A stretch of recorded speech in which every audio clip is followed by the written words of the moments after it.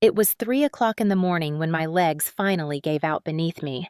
I stumbled down the gravel path and collapsed against the wooden frame of my mother's door. The night air was thick and hot, the kind of Texas heat that sticks to your skin even after midnight, but all I could feel was the sting in my ear and the warm blood trickling down my neck. My palm smacked against the door as I tried to knock, but my strength was already gone. I slid to the floorboards, hearing the echo of my own ragged breathing until the door creaked open and my mother gasped. "Rachel!" she cried, her voice breaking in panic. "Rachel, what happened to you?" I tried to answer, but my tongue felt heavy. My ear throbbed like it had been ripped open by fire itself. My mother, Linda Carter, bent over me in her nightgown, her hair loose and silver, her hands trembling as they cupped my face. The porch light above us flickered weakly, throwing shadows across her worried eyes. She pulled me inside, but the room spun around me. I collapsed again on the faded rug in her living room, clutching my head with shaking fingers. Mom whispered, "My God, Robert did this, didn't he?" I heard his name, and something inside me twisted like a knife. The man who raised me, the man who used to rest his heavy hand on my shoulder at Sunday service, had moments ago slammed me into the wall and twisted my ear until it tore like thin fabric. I could still feel the snap of cartilage, the cruel pressure of his grip, and his voice spitting in my face. "You think you can embarrass me in front of her?" he had snarled. "You think you can talk back to me?" His face had been red with fury, his breath sour with beer, and his eyes glinting with the satisfaction of control.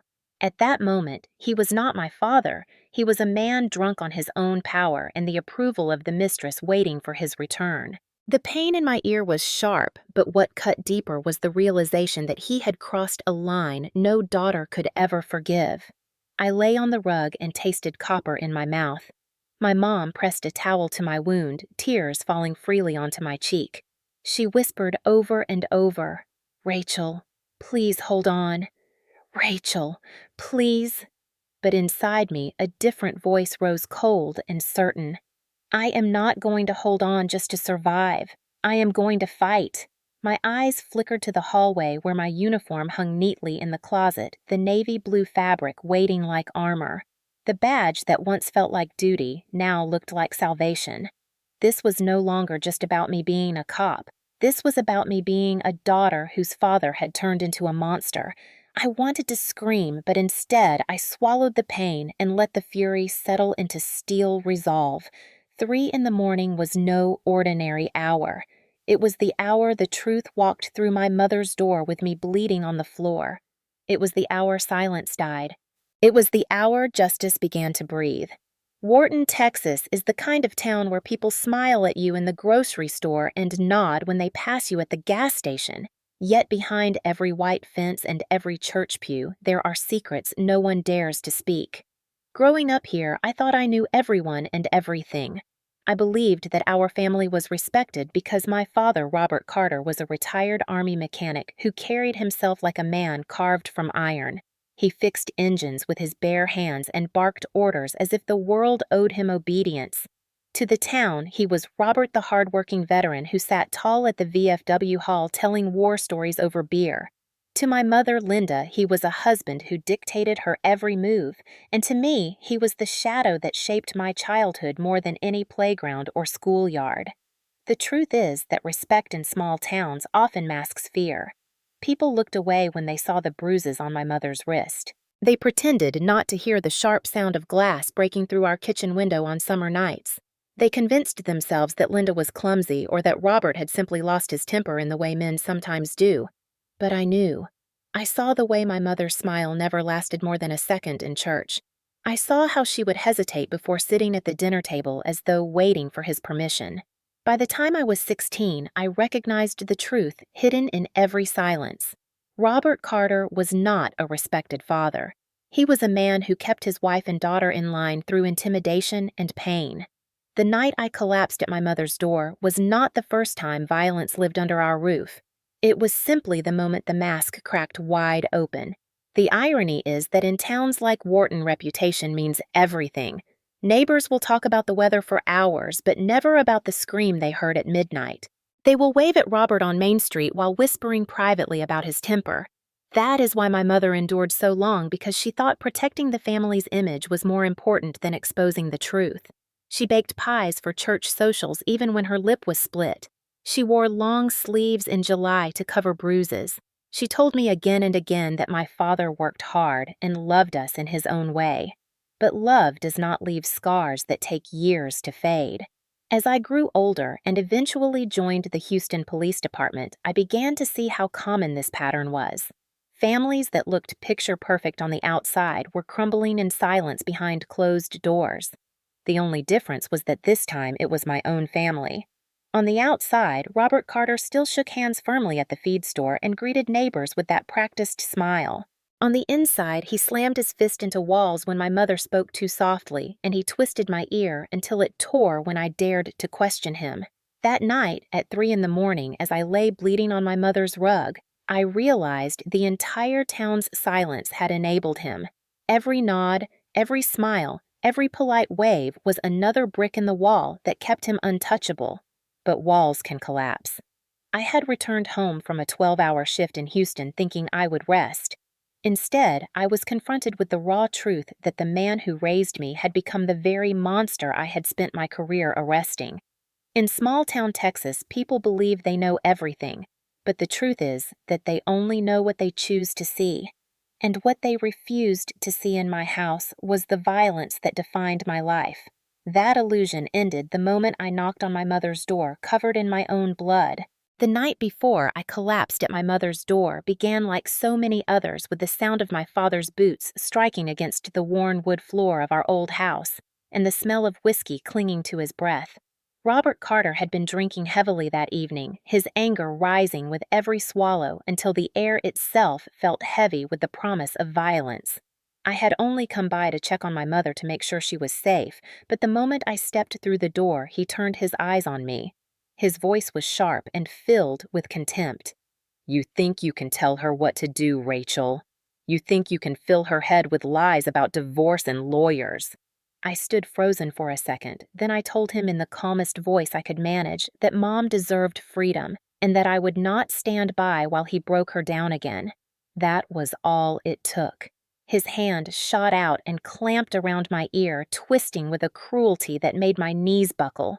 Pain exploded through my skull like fire, and I cried out, but he only twisted harder. The sound of cartilage tearing will never leave my memory. My ear ripped open and blood rushed down my neck, staining my shirt. He sneered in my face and hissed, "You will not humiliate me in front of her. You will not embarrass me in front of anyone." Behind him, I saw my mother Linda trembling, her hands raised as if to stop him, but he shoved her aside with the back of his arm. She fell against the wall, her face pale with terror. I staggered, trying to pull away, but his grip was iron. For a moment, I thought he would finish me right there. My vision blurred and the room tilted, yet something inside me hardened, even as pain screamed through my body. I tore free, stumbling backward and crashing into a chair that splintered under my weight. My father loomed over me, his chest heaving, his fists clenched as if daring me to get up. I looked into his face and I no longer saw the man who once taught me to ride a bike, or the man who showed me how to shoot tin cans behind the barn. I saw a man ruled entirely by rage and by the poisonous whispers of the mistress who had taken root in his life. He had chosen her over his family, and in doing so had become a stranger. Mom tried again to reach me, her voice breaking, "Rachel, please run!" Her desperation cut through the haze. I scrambled to my feet, clutching my torn ear, and bolted out the door before he could grab me again. The night air hit my face, and the gravel tore at my bare feet, but I did not stop. I ran through the darkness toward the one place I knew he would not follow, my mother's house. Every step sent a shock of pain through my body, but I pressed forward, blood soaking my collar, my breath ragged. Behind me, the door slammed shut, and I could hear his muffled curses fading into the night. I knew he thought he still had control, but something had already shifted. That act of brutality had burned away the last thread of daughterly loyalty I carried. By the time I reached my mother's door, my strength was gone. My body collapsed against the wood, and when she opened it to find me broken and bleeding, the truth of our lives was no longer hidden. The cycle of silence had ended with the tearing of my ear. What had begun as another drunken night of shouting had become the first undeniable confrontation, and I knew in my soul that it would not be the last. I sat on my mother's couch with a towel pressed against my torn ear while the clock on the wall ticked past 3:15 in the morning and the sound felt louder than gunfire. My mother, Linda, paced the room, wringing her hands and whispering prayers under her breath as if asking God to erase what had just happened. I could still feel my father's grip carved into my flesh and the humiliation of being treated like a child he could bend and break at will. For years, I had carried the weight of his anger quietly, but tonight, something inside me had changed. The pain had carved clarity. I stared down the hallway at the closet where my uniform hung pressed and ready from the last shift. The navy fabric shimmered faintly in the dim light like armor waiting for battle. Every button and every buckle represented an oath I had sworn to protect the innocent and serve justice, no matter who stood in front of me. Tonight, that promise was no longer abstract. Tonight, it was personal.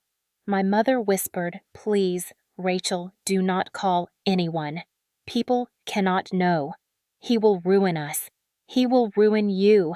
Her fear was the same fear that had kept her silent for decades, but I was no longer willing to live inside that silence. I stood slowly, the towel falling from my ear, leaving streaks of red down my neck. I walked into my room, opened the closet, and reached for the uniform. The fabric was cool against my skin, and the familiar weight of the belt settled on my hips. As I slid the holster into place and checked each snap, I felt the transformation. I was not only a wounded daughter, I was a police officer stepping into her duty. When I chambered the final round, the metallic click echoed through my chest like a vow. I picked up my phone and called the only man outside the department I trusted. James Ellison was more than a lawyer. He was an old friend of my mother's who had seen too many small-town secrets rot families from the inside. His voice was groggy when he answered Rachel. "It is past 3. What is wrong?" I stared at my mother on the couch, pale and trembling, but still alive. My voice was steady colder than I had ever heard it. "James, start the plan." Silence on the line, then his tone sharpened. "Are you certain?" My mind flashed with the image of my father's face twisted with rage, his hand tearing into me, his mistress's smirk haunting our town. I closed my eyes, then opened them with steel running through my veins. "Start it now." The line went quiet, and then one word came back. "Understood." I slid the phone into my pocket and knelt by my mother, brushing damp hair from her forehead. She tried to whisper, "He is still your father," but I shook my head. "No, Mom, tonight he is just another man who thought he could get away with hurting us, and I do not let men like that walk free." The silence in the house was heavy, but inside me war drums were beating. I had made my choice and there was no turning back. Lying awake that night after calling James, I felt memories flood me in waves, each one heavier than the last, and I realized that my father's violence had been shaping me long before my ear was torn. When I was 10 years old, I remember peeking around the corner of the hallway and seeing my mother standing in front of the bathroom mirror, carefully layering makeup over a bruise on her cheek. She dabbed at it with foundation and powder while whispering that she had slipped on the porch. Even then I knew she was lying. The house smelled faintly of whiskey, and broken glass still littered the kitchen floor from a fight the night before. I pressed my small hands over my ears, trying to block out the sound of him shouting and the sharp crash of another plate shattering, but the noise always seeped through. At 12 years old, he taught me how to change a flat tire behind the barn, and for a moment I felt proud. But later that same evening, I saw him grab my mother's wrist so hard she cried out. I remember her rubbing that wrist absent-mindedly while stirring soup at dinner, wearing a long-sleeve shirt, even though the Texas summer heat was merciless. She smiled at me, but her eyes were hollow. At 16, I dressed for the Christmas service at church and caught my father hissing at my mother that she looked pathetic. He raised his hand as if to strike her, but stopped when he saw me in the doorway. That image burned into me sharper than the lights on the tree. At 18, when I announced that I wanted to apply to the police academy in Houston, he scoffed in front of the whole family and said, "Why waste your time trying to be something you are not?" My mother cried quietly in the kitchen afterward, not because she doubted me, but because she knew he would never support me. I carried that rejection into every training drill, running harder and fighting longer than anyone else in my class. I swore to myself that I would never become the kind of person who let fear dictate their life. By the time I was 20, I had seen enough to know the truth. My mother endured not because she was weak, but because she was trapped in a cycle of silence that towns like Wharton feed on. Everyone knew something, but no one wanted to admit it. Neighbors looked away at bruises, and family members excused his temper as stress. I remember one Thanksgiving when he slammed his fist on the table because the turkey was too dry. My mother flinched and apologized while he smirked at the power he held. That smirk never left me. It was the same expression he wore when he twisted my ear years later. Every memory was another stone piled on my chest, until breathing became a choice rather than a reflex. I realized that each scar my mother hid and every insult he hurled had pushed me further toward becoming a cop. It was never just ambition. It was survival. I joined the force to protect people like her, people like me from men like him. And yet, even with all the training and the badge, I had still been caught in his grip. That contradiction gnawed at me. I thought about the time he showed up at my high school graduation drunk and shouted that he paid for the dress I was wearing, so I owed him respect. My friends looked away embarrassed while I swallowed my rage. I thought about how my mother wore a scarf in June to my academy graduation, pretending it was fashion while hiding bruises along her neck. Each of these images flickered through my mind as I lay on the couch with blood crusting along my ear. The truth is that abuse does not erupt in one night. It builds brick by brick in silence until it towers over everything. Tonight was not an isolated act. It was the breaking point of decades. As I replayed those moments, I knew why I had called James and why I had put on my uniform. This was not simply retaliation for one violent night. It was the culmination of every silent scream, every hidden bruise, every prayer whispered into the dark. The accumulation of pain had finally become unbearable, and I was done carrying it alone. When dawn broke through the thin curtains of my mother's house, I was no longer just a daughter nursing wounds. I was an officer preparing a case. The smell of strong coffee filled the air as I set up my notebook, camera, and phone on the table. My mother winced at the sight of the lens, but I told her this is not about shame, this is about proof. I began with myself photographing my torn ear, the dried blood along my collar, and the swelling on my face. I documented the exact time and condition just as I had done for dozens of victims at the station. Evidence talks when fear cannot. Then I turned to my mother. She tried to pull the blanket higher over her arms, but I gently lowered it, revealing purple bruises that stretched across her wrist and fading yellow marks along her jaw. Each image clicked into the memory card another undeniable truth. She whispered, "Rachel, please, not like this." But I steadied my voice and told her mom if he denies it, these photos will speak louder than his lies. She nodded through tears. After that, I moved to paperwork. Robert Carter was not careless, but men who cheat always slip somewhere. Using quiet contacts in Houston, I obtained copies of his last 3 credit card statements. They told a story clearer than any confession. Lavish dinners charged in the city on nights he claimed to be working late. Jewelry store receipts that never reached my mother's hands. Hotel rooms listed under business trips that were anything but business. The pattern was too sharp to dismiss. I slid the papers into a folder labeled simply Carter Evidence. Then came the texts. My mother had saved several messages from the night before, and each one was another nail in his coffin. "Do not embarrass me again. You will do as I say." The one that made my stomach turn red. "If you cannot keep quiet, I will make sure she replaces you." She was Denise Miller, a woman whose name had floated through Wharton gossip for months. Younger than my mother, sharp-tongued, divorced twice, and known for laughing too loudly in the diner. I had ignored the rumors before, but the evidence now was undeniable. He was flaunting her while tearing his family apart. I saved every text onto a drive, printing them in bold letters. Mid-afternoon, I parked my car across from the small lot outside Whitaker's Diner and waited. My father's old Ford truck pulled in dusty and familiar. Minutes later, Denise appeared in heels that did not belong on Wharton gravel. She slid into his passenger seat as if it were her rightful place. I lifted my camera and snapped photo after photo. Him behind the wheel, her leaning close, their laughter visible even through the glass. They looked carefree while my mother lay bruised at home. My hand tightened around the steering wheel as rage pulsed through me, but I did not move. This was not the time for confrontation. This was the time for collection. I followed them at a distance as they headed toward Houston, capturing each stop and each careless display. When I returned to my mother's house, I spread everything across the kitchen table.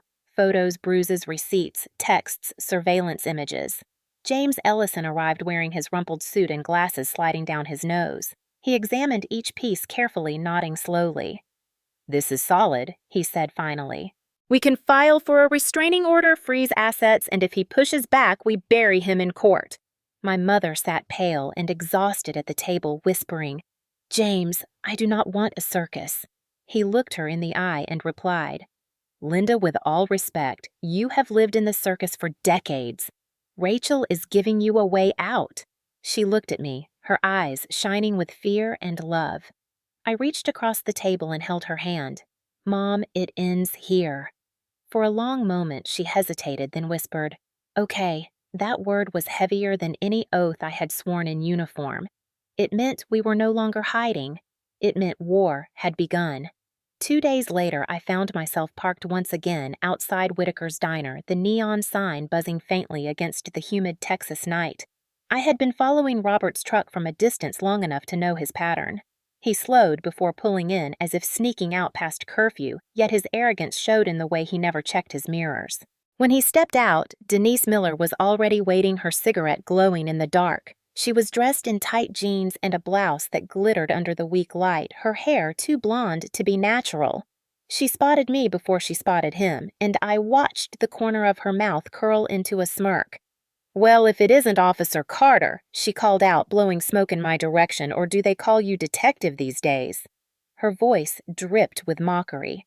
I kept my tone calm. "Denise." She tilted her head, pretending to think. "You've got your mother's eyes," she said. "Shame she never knew how to use them. Poor thing always looks like a deer in headlights." My jaw clenched, and for a moment I imagined striking her across that painted smile, but training and restraint held me steady. "Watch what you say about my mother," I told her, my voice even. She laughed, sharp and false. "What are you going to do, arrest me? You think you can put cuffs on every woman in this town who decides she's had enough of playing second fiddle." She stepped closer, her perfume heavy and suffocating. "Your dad deserves better," she whispered, "and he knows it. I know it. Now you know it too." Her words were poison, and she knew it. I leaned close enough for her to see the steel in my eyes and replied, "Enjoy your nights while you can, because when this comes down, you'll wish you had kept your nose out of my family." For the first time, her smile faltered just a fraction, then headlights cut across the lot as Robert's truck rolled in. She straightened, flicked her cigarette into the gravel, and slid into the passenger seat, plastering her smirk back on like armor. I stood there watching them drive off, the taste of smoke and anger thick in my throat. Back home, I poured a glass of water and stared at the evidence spread across the table. Denise was not just a mistress. She was leverage. She had debts across town, 2 eviction notices, a DUI charge that had vanished far too quickly, and whispers about money slipping from accounts that were not hers. I pulled the files together and showed James the next evening. He rubbed his chin, eyes narrowing. "This woman isn't just a distraction. He said she's dangerous because she's desperate." My mother sat quietly beside me, twisting her hands. "She's poison," she murmured. I squeezed her hand. "Then we treat her like poison carefully, and we make sure it spreads back on the man who invited it into our house." That night, I lay awake replaying every second of my encounter with Denise. The way she smirked, the way she spoke about my mother as if she were disposable. She was not just another woman. She was the spark my father used to ignite the fire that burned my family down. And I was going to make sure that when the reckoning came, she would not walk away untouched. The next morning, I watched from across the street as she strutted into his house like she owned it. Curtains twitched from neighbors' windows, but no one said a word. Their silence enraged me, but it also fueled me. Small towns survive on secrets, and Denise believed she could thrive in that silence. She was wrong. I wrote her name in bold letters across a separate folder and tucked it alongside the evidence against Robert. 2 names, 2 paths, 1 inevitable collision. The decision to face my father did not come lightly, but by the end of that humid Saturday, I knew I could not delay. His arrogance was growing with every day he spent parading Denise through town, and his silence toward me felt like a taunt. I drove to his ranch house on the edge of Wharton, the paint peeling and the porch sagging under years of neglect. For a long moment, I sat gripping the steering wheel, my reflection in the rearview mirror, pale but resolute. Then I forced myself out of the car boots crunching on gravel. The door creaked open before I could knock. Robert Carter filled the frame, older now, with slumped shoulders, but still carrying the arrogance of a man who believed obedience was his birthright. His steel gray eyes narrowed when they landed on the badge at my belt. "Well, look who it is," he drawled, the big city cop come home to play hero. I kept my tone flat. "I am here about Mom," he sneered. "Linda. She is fine, always making a fuss. You know how she is." My fists clenched. She showed up at my house beaten, "Do not lie to me." For a second, something flickered in his eyes. Not guilt, but irritation, like a man whose dog had misbehaved. "She pushed me," he said. "She knows how to set me off." "Do not start acting like you know everything, Rachel." My voice hardened. "Setting you off does not justify a black eye, does not justify a torn ear." His breath reeked of beer as he stepped closer, his face inches from mine. "You think your badge makes you better than me. You think you understand what a real man needs. Denise knows. She gives me what your mother never could." The words hit like a slap, but instead of shrinking, I felt rage ignite. "Denise," I repeated, letting the name hang like a curse. "She is poison, Dad, and you let her into our family like she belongs there." His eyes glinted cold. "She belongs with me. Your mother is weak. Always was. You were the only thing she ever got right, and even you ran off to Houston to prove something."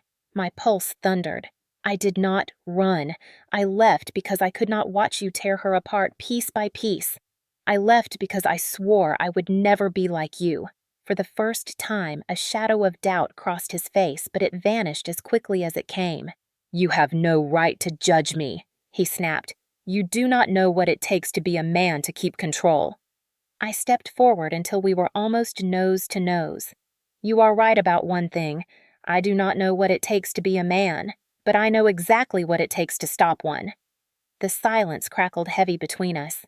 My hand itched towards the cuffs on my belt, but I held back. Not yet, not here. Instead, I pulled the folder from under my arm and slapped it against his chest. He grabbed it instinctively, fumbling it open. Photos spilled out across the threshold, bruises, credit card statements, hotel bills, snapshots of him and Denise in the truck. His face drained, then flushed crimson. "You have been spying on me." "No," I said flatly. "I have been building a case." His hands shook, not from fear, but rage. "You think you can take me down. I built this family. I put food on your plate. Without me, you would not be standing here." I met his glare without flinching. Without Mom, I would not be standing at all. She is the one who held everything together while you tore it apart. For a long moment he stared at me, and for the first time in my life I saw fear in his eyes. Not fear of my strength, but fear of exposure. I turned and walked toward the door, my boots thudding against warped floorboards. At the threshold I paused. "This is not me asking you to stop, Dad. This is me telling you it is over." His voice cracked behind me, ugly and loud. "You walk out that door, Rachel, and you are no daughter of mine." I looked back once, then consider me gone. Outside, the air felt cooler, as if I had stepped into a different world. My phone buzzed in my pocket. James's voice was calm on the other end. "Time to move." "Understood," I answered. I slid into my car, staring back at the doorway where Robert stood clutching the papers, his face twisted in denial. For the first time, I was not the one who looked small, and I promised myself the next time we faced each other, it would be under the harsh lights of a courtroom. By the time the court date arrived, the entire town of Wharton buzzed like a hornet's nest. In a place where the grocery store checkout line was the main stage for gossip, it was inevitable that word would spread. People whispered in pews on Sunday morning and lingered longer at the diner just to share theories about what would unfold. Robert Carter, the man they had once saluted at the VFW, was now walking into a courtroom not as a respected veteran, but as a defendant.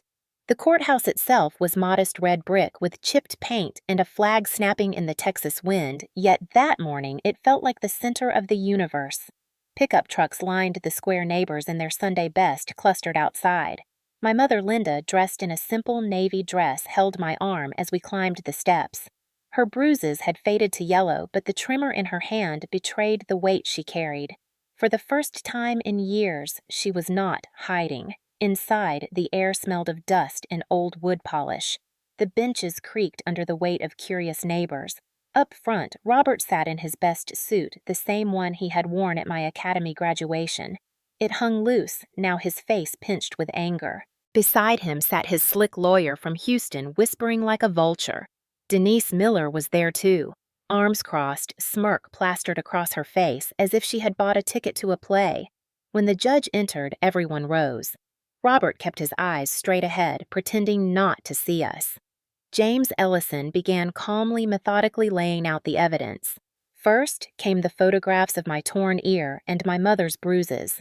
Gasps rippled through the room as the images flashed across the projector.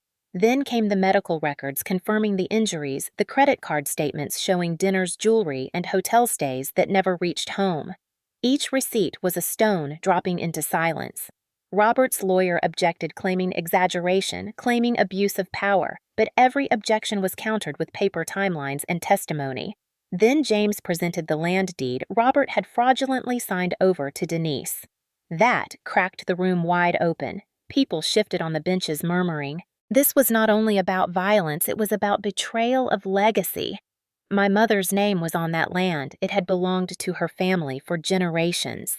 Denise shifted uncomfortably for the first time, but the moment that silenced the entire courtroom came when the text messages were displayed in bold letters.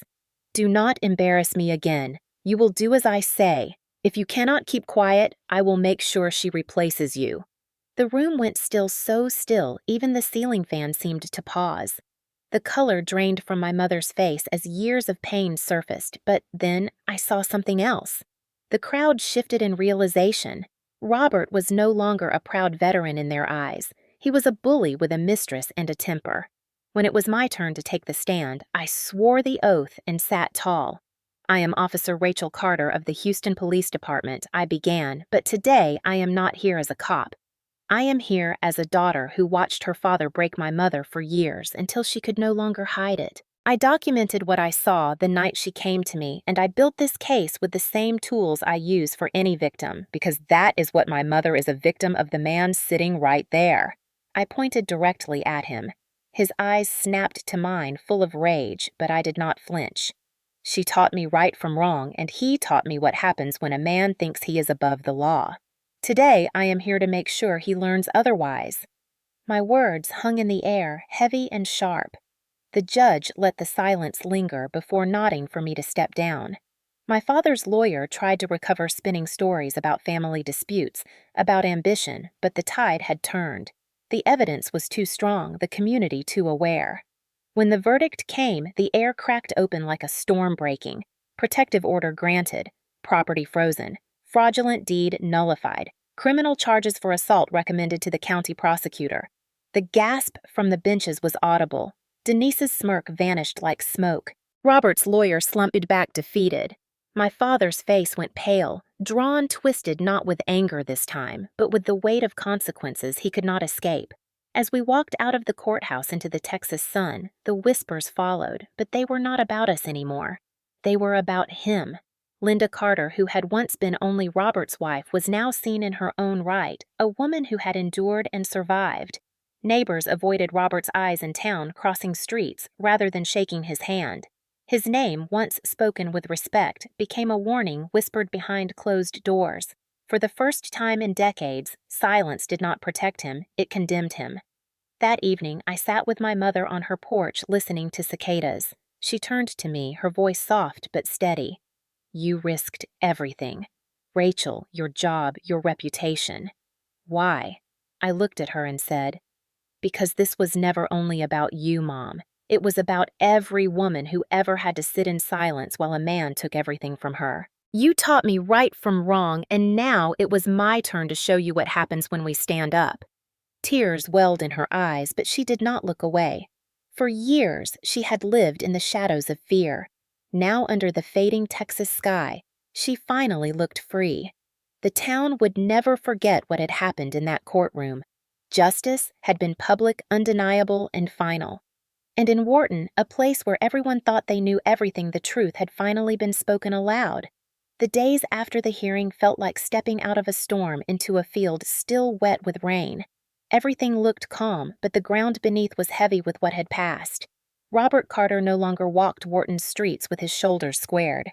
He sat in county jail awaiting the criminal case that would follow. His mugshot appeared on the evening news, and the man who once commanded nods of respect at the feed store became the subject of whispers and avoidance. Folks who once lifted their hands in greeting now crossed to the other side of the road. His name had become a warning, not a badge of honor. Denise Miller tried to salvage her pride for a few weeks. She appeared at the diner twice, her eyes scanning for sympathy, but none came. When the accounts dried up and the land deed was nullified, she packed her bags and vanished. Some said she went to Houston, others whispered Louisiana, but wherever she fled, she left behind only a trail of unpaid debts and bitter stares.